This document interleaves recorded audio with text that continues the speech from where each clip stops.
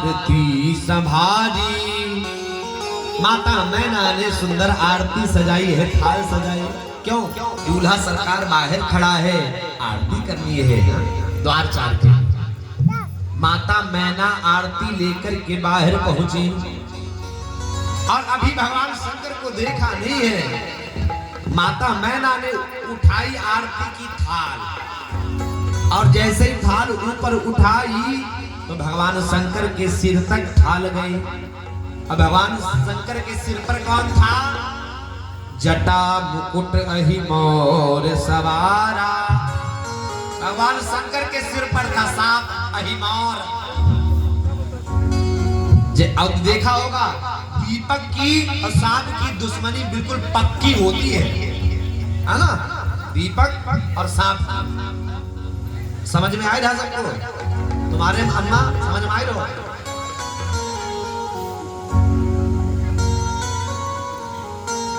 दीपक और सांप की पक्की दुश्मनी होती है। जैसे ही माता मैना ने आरती ऊपर उठाई तो दीपक सामने देखा तो लगाई फुफकार और जैसे फुफकार लगाई तो माता मैना के हाथ से आरती थाल वो छूट गई। कहां गिरी? भगवान शंकर के कमर पर गिरी। अब भगवान शंकर की कमर में क्या था? बहुत लंबा वाला सांप था। गांठी मारे है ना, 10 फुट जाकर के दूर खड़ा हुआ। अब भगवान शंकर का बाघंबर बिल्कुल नीचे चला गया। अब भगवान शंकर सेम खड़े हैं।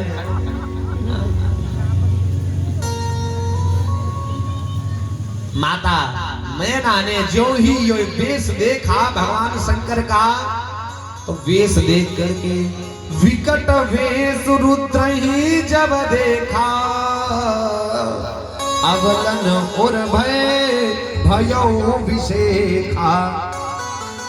माता मैना वहां से चिल्ला करके आरती थाल फेंक करके भागी और भागते हुए महल के अंदर आई और कहने लगी, अरे ऐसा दूल्हा मैं नारद कर काह बिगाड़ा। अरे मैंने नारद का क्या बिगाड़ दिया था जो हमारी बेटी को ऐसा दूल्हा बताया नंगा? मैं नारद कर काह बिगाड़ा भवन बसत जिन मोर उजारा। अभी तो हमारी बेटी का घर बस ही नहीं पाया है, पहले से ही उजाड़ने के लिए। अब भगवान शंकर बाहर खड़े हैं। भगवान शंकर के गढ़ों ने कहा, बाबा अपनी बेइज्जती कराई ली तुमने। सासू मैया बाहर आए, थाल फेंक करके चली गई। भगवान शंकर कहने लगे, ज्यादा चिंता न करो तुम। काहे को? भगवान शंकर कहने लगे, क्या पता यहाँ की रीति ही ऐसी होती हो कि थाल फेंक करके सासू मैया जाती हो। क्या पता रीति हो यहाँ की ऐसी। भगवान शंकर ने कहा, देखो भाई, आज अगर हम नंगे नहीं होते तो आज एक संत की बात झूठी हो जाती। भगवान शंकर आज नंगे नहीं होते तो एक संत की बात झूठी हो जाती। संत कौन है? नारद जी महाराज। नारद जी ने माता मैना से कहा था, तुम्हारी बेटी को दूल्हा कैसा मिलेगा? बोले, जोगी जटिल अकाम मन नगन अमंगल वेख।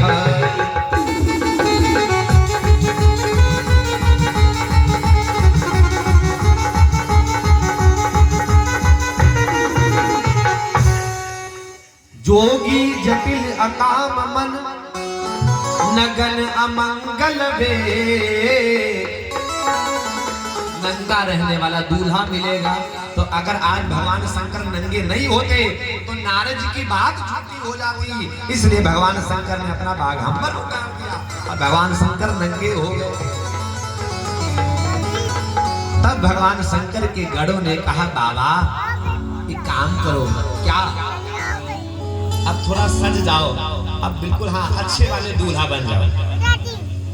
भगवान शंकर को बहुत सुंदर सजाया गया। अब भगवान शंकर, किसी ने पूछा भगवान शंकर कैसे लग रहे हैं? तो जवाब आया,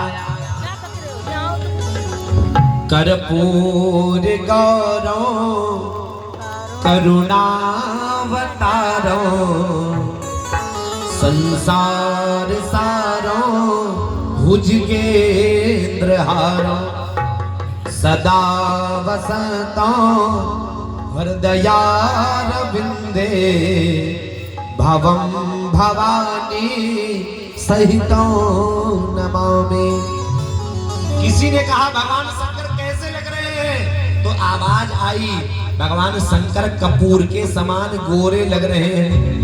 कैसे कैसे कैसे? कपूर के समान। कपूर देखा है ना आप लोगों ने?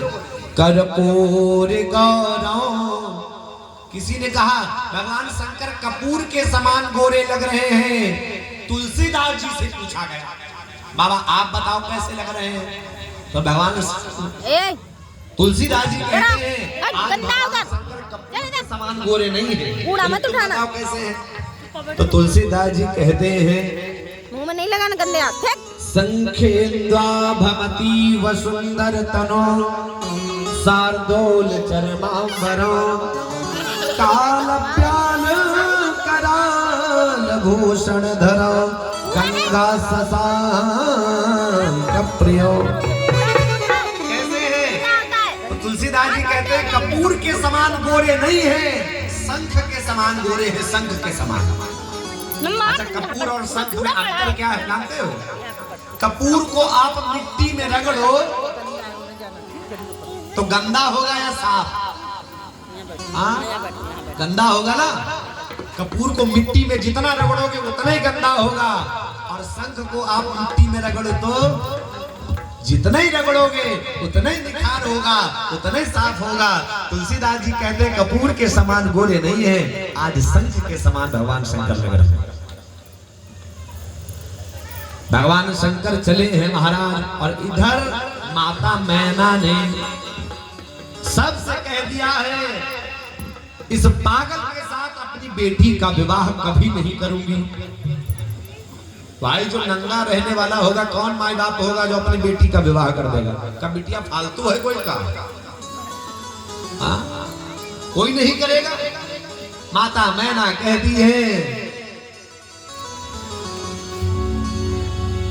बोले रही के कुमारी ओ रही के कुमारी जन्मवा बीतई है, लेकिन पगला के संग हमरी गौरा नहीं गई है। पगला के संग